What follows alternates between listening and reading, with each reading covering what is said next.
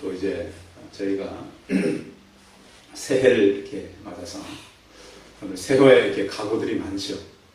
새해를 준비하다 보니까 제가 TV를 보게 됐어요. 낮에. 겨울 스포츠를 하는 게 있더라고요. 겨울 스포츠는 주로 뭘 할까요? 네? 실내에서 배구, 또 농구 이런 거 하더라고요. 배구 하는 걸 제가 봤는데 이제 우리나라 선수들도 상당히 키도 크고 외국 선수 못지않게 우리 선수들도 실력이 뛰어나더라고요. 근데 보니까 이 배구 하는 거 보니까 이게 한두 사람이 잘해서 이렇게 게임을 이길 수가 없더라고요.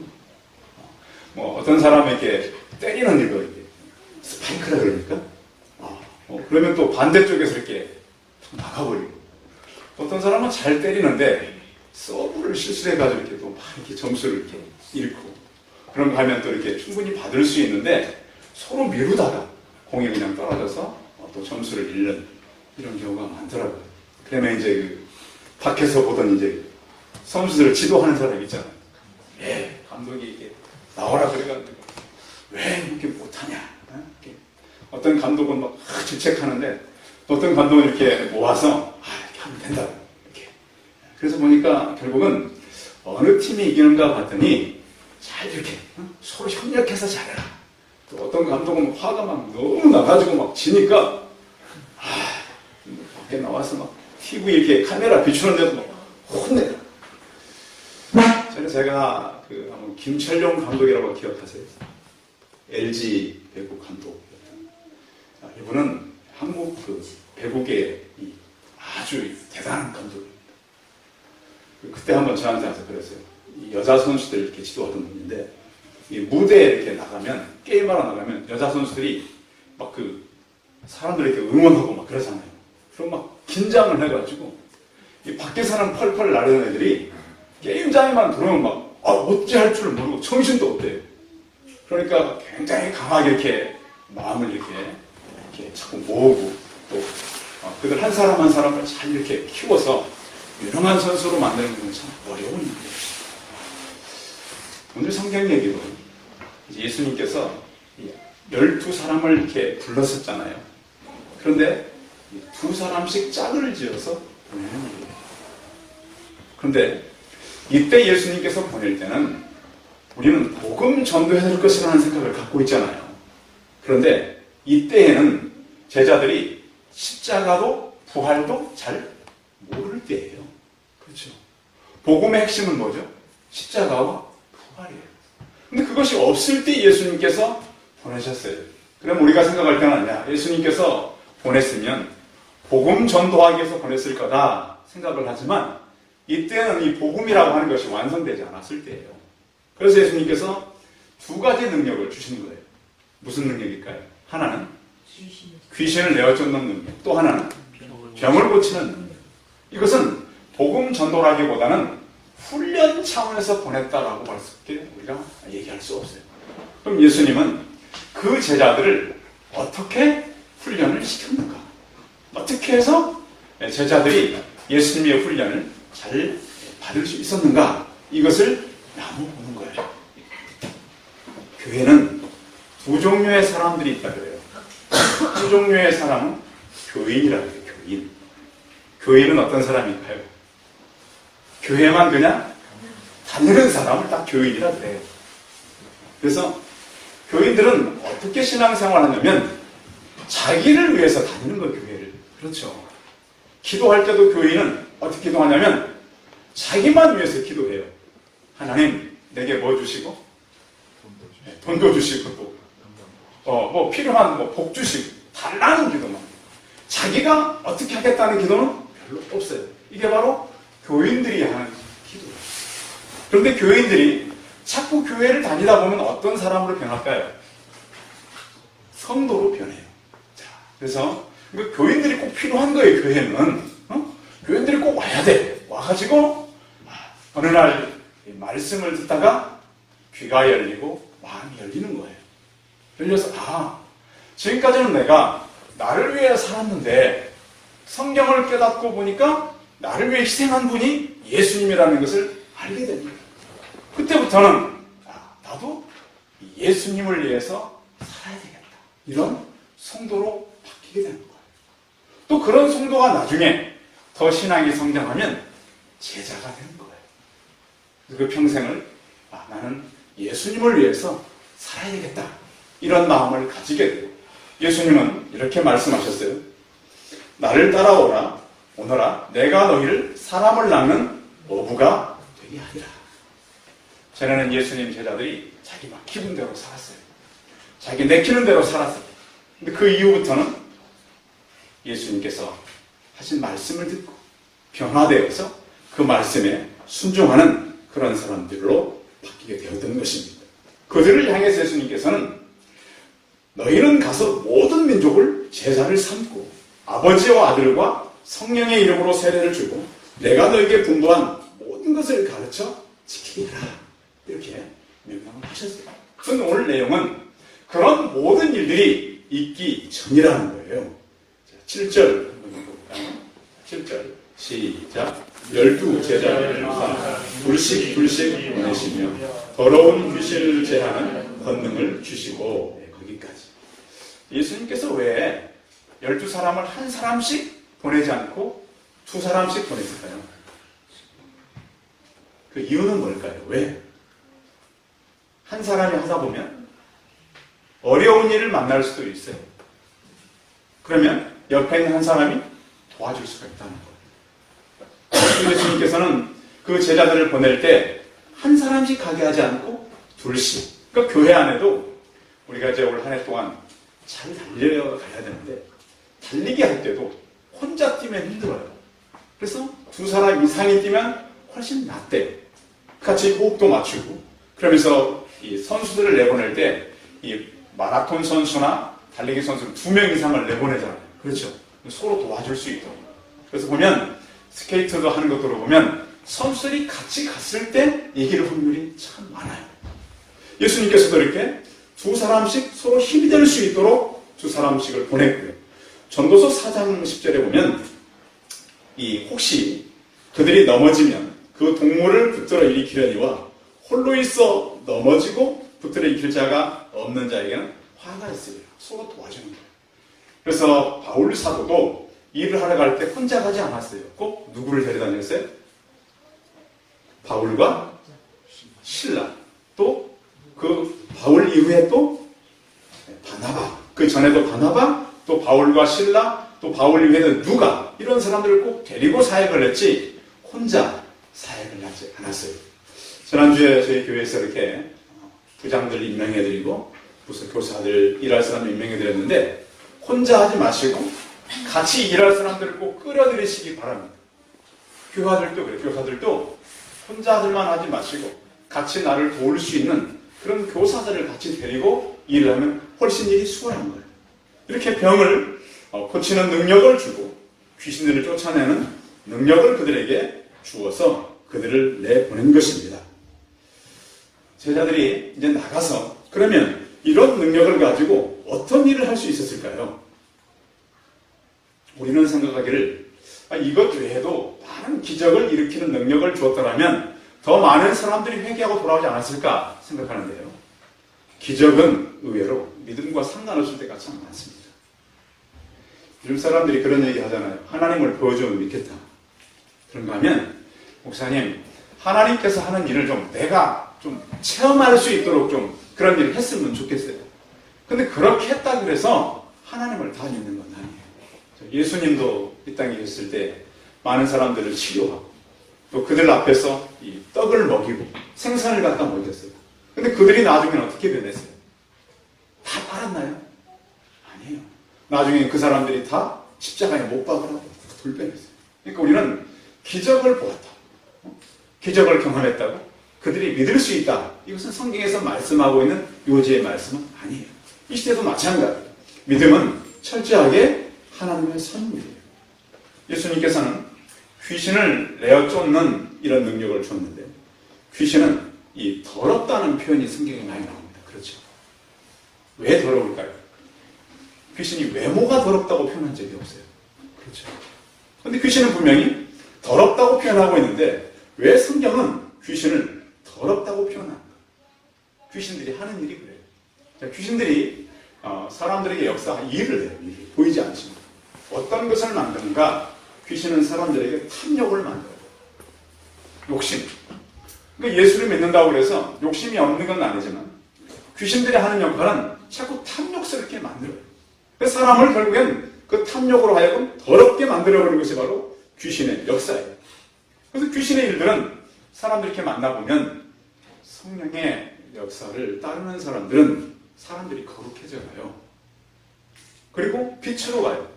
근데 귀신들의 세력은 사람들을 어둡게 만들고 사람들을 거짓말하게 만들고 진짜와 가짜를 구분하지 못하게 하는 거예요. 근데 성령은 참과 거짓을 나눠버려요. 그렇죠? 빛과 어둠을 나누는 것이 바로 하나님의 역사였어요. 그래서 예수님께서 제자들을 둘씩 짝지어서 보낸 것은 너희들이 가서 귀신의 세력을 제어하고 어둠은 무엇으로 바꾸고 빛으로 바꾸고 거짓은 뭘로 바꾸고 참 진리로 바꾸고 이런 일을 먼저 하게 하셨다는 거예요. 근데 사람들은 뭘 좋아하냐면 참 진리보다는 뭘 좋아해요? 거짓을 좋아해요. 작년 연말에 여러분 텔레비전 많이 보셨죠? 청문회 하는 거. 그죠? 사람들이 진리를 많이 얘기하는 것 같아요. 여러분이 들어봐도 거짓말 많이 하는 것 같아요. 애들도 다 알아. 애들도 거짓말하는 다. 사람은 그래. 사람은 또 빛보다는 어둠을 좋아해요. 죄 짓는 것을 사람들은 더 좋아해요. 그리고 그런 하나님을 섬기는 것보다는 하나님을 섬기지 않는 것을 더 좋아해요. 이런 일을 사람들이 하는다는 거예요. 예수님께서 그래서 귀신들의 이 역사를 무너뜨리고 하나님의 역사를 그들에게 임하게 하고 또 병 걸린 사람들은 13절 같이 읽어볼까요? 13절 시작. 많은 귀신을 쫓아내며 많은 병자에게 기름을 발라 고치라. 귀신들이 많은 귀신을 쫓아냈어요. 지금은 그 귀신의 세력들이 다 없어졌을까요? 많은 역사합니다. 분간하지 못할 뿐입니다. 그러니까 막 휩쓸려 다니는 거예요. 많은 병자를 기름을 발라 치료했습니다. 육신의 질병도 기도함으로 많이 낫기를 바랍니다. 기도가 많이 사람들을 치유해요. 이렇게 하나님께서는 예수님께서 제자들에게 귀신을 쫓아내고 치유하는 훈련을 그들에게 시켰어요. 자, 그 다음에 시킨 일이 또 하나 있어요. 자, 8절이죠. 같이 읽어봅니다. 8절 시작. 명하시되 여행을 위하여 지팡이 외에는 양식이나 배낭이나 전대의 돈이나 아무것도 가지지 말며. 여행을 하는데 예수님께서는 여행을 위해서 많은 걸 가지지 말라 이렇게 말씀했어요.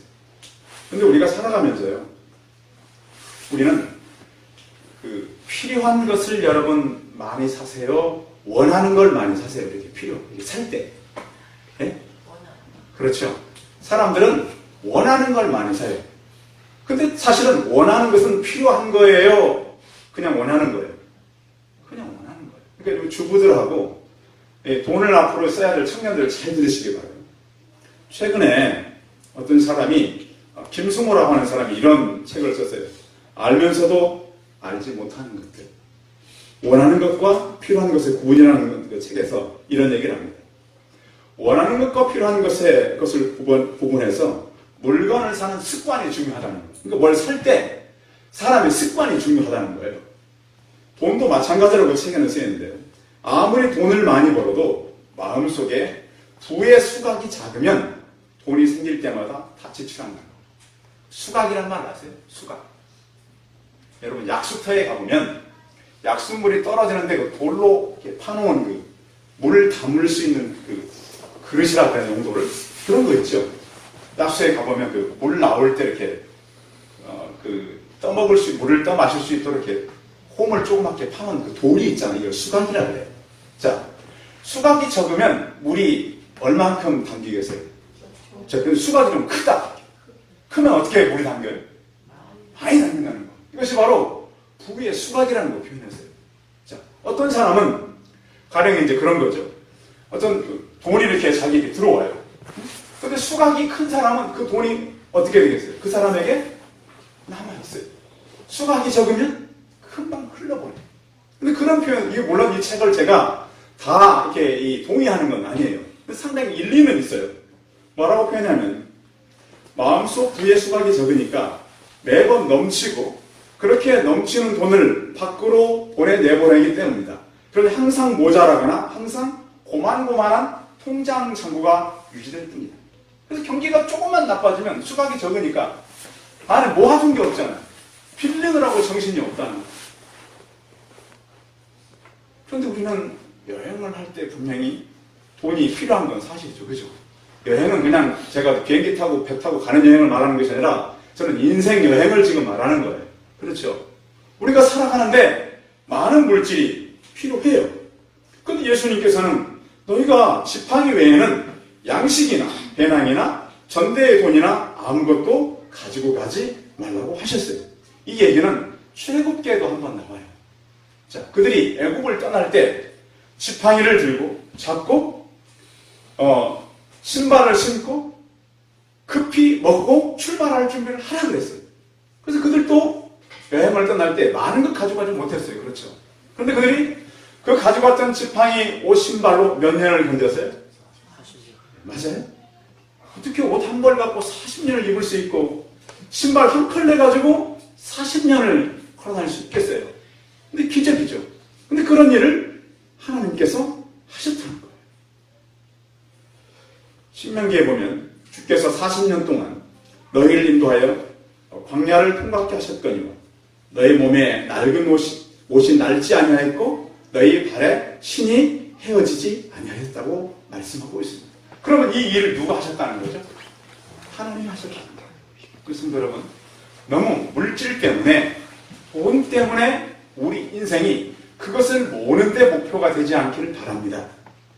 그런데 여행할 때는 많은 것이 필요해요. 제가 한번 이 태국을 가면서 청년들하고 이제 그 공항에 이렇게 이 짐을 이렇게 실는 데 보니까 굉장히 짐들이 많아졌어요. 근데 그쪽 선교사님이 좀 뭐 또 챙겨오라고 그러고 우리 또 아이들이 한 20명 가면서 이제 그 먹을 거, 필요한 거, 갖다 줄 거 몇 군데를 들려야 됩니다. 그러다 보니까 짐들이 많아졌는데 문제는 그 중에 이제 우리가 키보드를 하나 실어갔었어요. 기억나세요, 집사님? 기억 안 나시죠? 나보다 기억력이 안 좋아. 키보드를 하나 실어갔는데 이 공항의 그 태국 직원들이 키보드를 문제 삼은 거예요. 기억나 이제? 기억나. 그래가지고 그 우리 짐을 몇 번 다시 그 공항에 내렸다가 다시 실었다가 이 사람들 나보다 영어 못해 공항 직원들이 아무리 설명해도 근데 그 나중에 알았어요. 뭘 좀 주면은 괜찮았는데 제가 그건 몰랐어요. 그러다 보니까 이 짐이 많다 보니까 나중에 우리 짐을 다 싣고 나왔는데 다른 사람 가방을 2개나 가지고 이 사람들도 모르고 우리도 몰라. 짐이 워낙 많으니까. 언제 알았냐면 그 선교사님 댁에서 이 하루가 지나고 나왔는데 그 가방을 아무도 안 찾아가는 거예요. 그러니까 다른 나라로 가야 돼. 스위스로 가야 될 가방이 우리 그냥 그러니까 선교사님이 그러는 거예요. 이건 가져가도 큰 문제다 이거. 그래서 그냥 거기 그냥 워낙 시간이 오래돼 버려가지고 그냥 나중에 뒀는데 중요한 건 그런 거예요. 짐이 많이 필요하다 갈 때. 그런데 어떻게 우리가 살아가면서 필요한 것들이 많이 있는데 우리가 더구나 우리 대한민국은 사계절이어가지고 계절마다 옷도 새로 입어야 되잖아요. 그죠? 어떤 옷은 빨리 이렇게 안 보이면 그냥 안 입고 계절이 그냥 지나가는 옷도 있잖아요. 그런데 어떻게 우리가 이것을 많이 준비하지 못하고 살아갈 수가 있느냐? 근데 성경의 얘기는 바로 이거예요. 세상은 존재의 어떤 가치보다는 소유의 가치를 갖고 살아간다는 거예요. 그렇죠?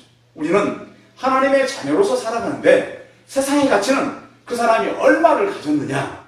이런 예를 들면 이런 거죠. 여러분 땅 많이 갖고 계세요? 땅. 또 집 많이 갖고 계세요? 아니면 봉급 많이 받는 그런 자리에 있으세요? 이것이 세상 사람들의 가치라는 거예요. 그런데 예수님은 그 가치를 단순화시킨 거예요. 몇 개만 가져라? 하나만 가져라. 하나만. 그렇다고 오늘부터 여러분 가셔가지고 집에 가서 옷 다 팔고 그러라는 얘기가 아니라 우리의 가치를 어떻게 두고 살아야 되는가 하는 얘기를 하고 있다는 거예요. 우리도 예수님이 가는 길을 따라가야 되는데 우리에게 중요한 것은 뭐냐면 이것이 세상의 가치가 우리의 가치가 될 수 없고 세상의 사람들이 추구하는 것이 우리의 추구가 될 수 없다. 그래서 우리는 거룩하고 구별된 자로 살아가야 되는데 우리의 자아를 발견하라고 하는 거예요. 우리가 이제 달려가는 한 해가 되기 위해서는, 달리는 사람들은 옷을 많이 입고 뜁니까? 아주 간단하게 입고 뜁니다. 어떻게 하든지 가볍게 하기 위해서 전에 우리나라의 그 마라톤 선수를 신는 신발을 만드는데 굉장히 많이 들어가는 거 아시죠? 신발 한 컬레를 만드는데 연구원들이 필요하고 그랬던 거. 왜? 좀 더 가벼운, 신발의 가벼운 차이도 영향을 미친다는 거. 그렇듯이 우리가 달려가기 위해서 우리가 가지고 있는 하나님의 절대적 가치로 바뀌시고 세상의 가치가 점점 사라져서 우리가 갖고 있는 가치가 좀 더 귀한 것으로 남기를 바랍니다. 그래서 그렇게 살아가라. 그렇다고 우리가 무소유를 따라가는 게 아니에요. 우리는 무소유를 추구하는 게 아니에요. 소유는 분명히 필요해요. 그런데 그 소유를 어떻게 쓸 것인가, 어떻게 사용할 것인가, 그것을 가지고 살아가라고 예수님은 말씀하고 있는 것입니다. 자, 그 다음에 10절 읽어봅니다. 10절, 11절을 같이 읽어야 되는데요. 시작. 또 이르시되 누구의 집에 들어가면 그곳에 떠나기까지 거기 있다. 어느 곳에든지 너희를 영접하지 않고 너희 말을 듣지도 않거든 거기서 나갈 때에 발라의 원진을 떨어뜨려 그들에게 증거를 삼아 하시니. 아멘. 이것은 유대인들의 문화를 이해해야 우리가 이해할 수 있는 성경이에요. 그러니까 우리는 성경을 읽을 때 그냥 글자로 읽어서 다 이해되는 게 아니에요. 유대인들은 굉장히 다른 사람들에 대해서 그들은 선민 사상과 구별된 생각을 갖고 살았어요. 그들은. 그래서 예수님을, 하나님을 모르는 그런 지역을 이렇게 갔다 오거나 또 그런 부정한 곳을 지나고 나면 그것을 지나고는 반드시 신발의 먼지를 털었어요. 그 이유는 무슨 이유 때문에 그러냐면 그곳에 부정한 것을 털어낸다는 일종의 의식이 있었어요. 우리는 그런 거 없죠. 뭐 강북 갔다 와가지고 한강 넘어갔다 왔으니까 먼지 털고. 요즘에 산에서 내려다보면 가끔씩 그 진공청소기가 마련된 거 보셨죠? 산에서 내려올 때 보면 그 먼지 털으라고 그 곤충처럼 되는 거 있잖아요. 그 먼지 털는 거. 요즘에 이제 그런 것도 있고 그러는데 그 당시에는 그런 게 없으니까 자기들이 생각할 때 이방인이 사는 지역, 그들은 구별을 하며 철저했었어요. 또 그들이 생각할 때 자기들이 부정하다고 생각하는 지역을 갔다 오고 나서는 신발에 먼지를 다 털었어요. 그것은 이제 부정을 털어낸다는 그런 의미가 있었어요. 저희 어릴 때도 보면 어떤 그 의식이 있었냐면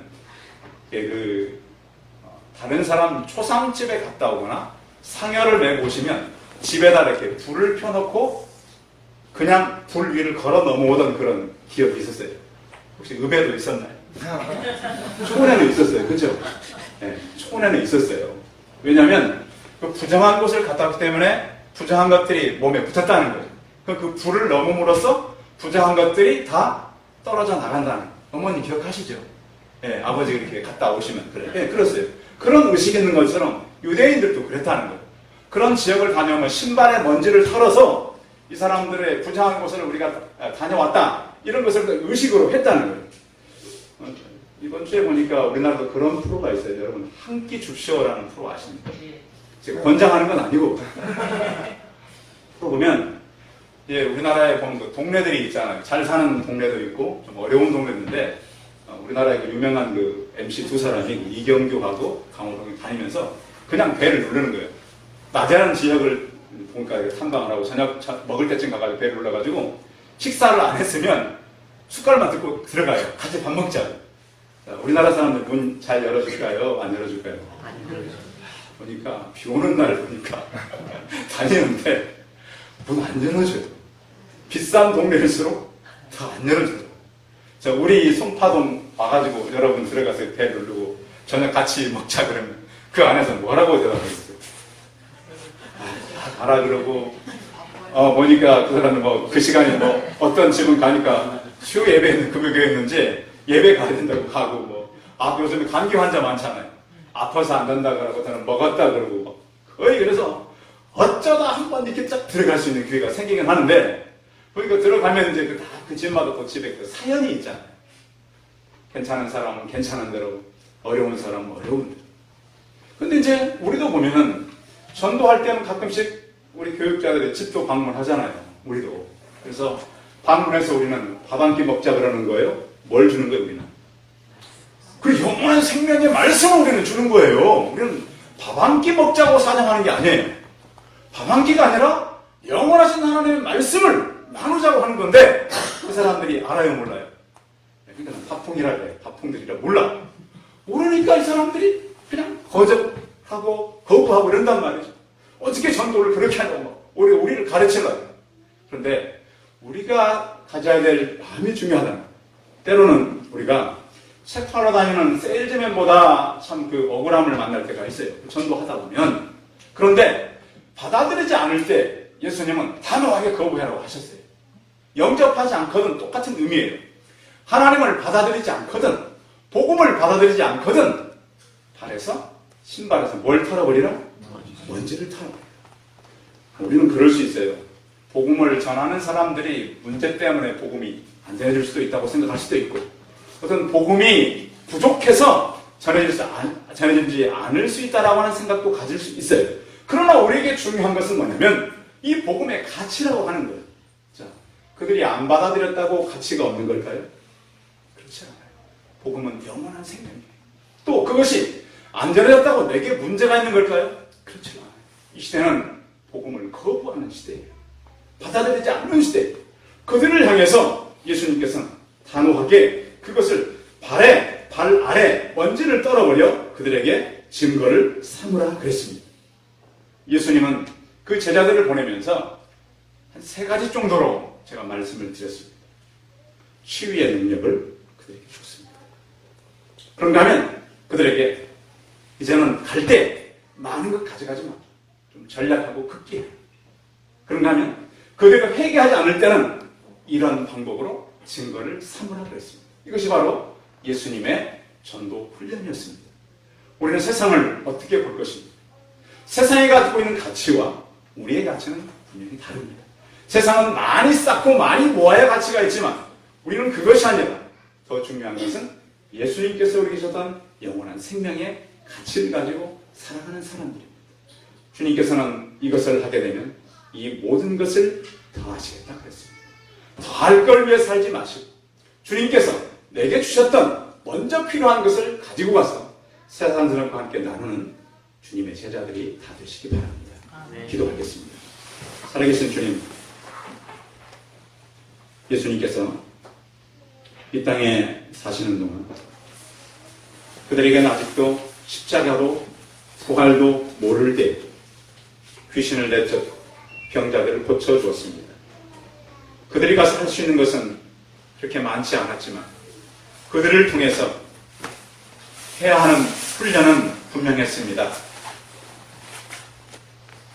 어둠을 빛으로 만들어내 구별하네. 또 그들이 가지고 가야 될 것은 그들이 필요한 물질과 어떤 부가 아니라 영원한 하나님 나라의 가치였습니다. 또한 그들이 그것들을 받아들이지 않을 때 단호하게 먼지를 떨라고 말씀하셨습니다. 하나님 아버지, 생명의 복음의 가치가 세상 것만 못하겠습니까? 우리 하나님이 하나님의 것들을 가지고 세상으로 나아갈 때 주님께서 우리에게 부탁했던 것들을 잘 저희가 기억하고 예수님의 제자들처럼 우리도 팀을 이루어서 주님의 일을 감당하는 우리 모두가 되게 하여 주시옵소서. 주 예수 그리스도의 이름으로 기도하였습니다. 아멘.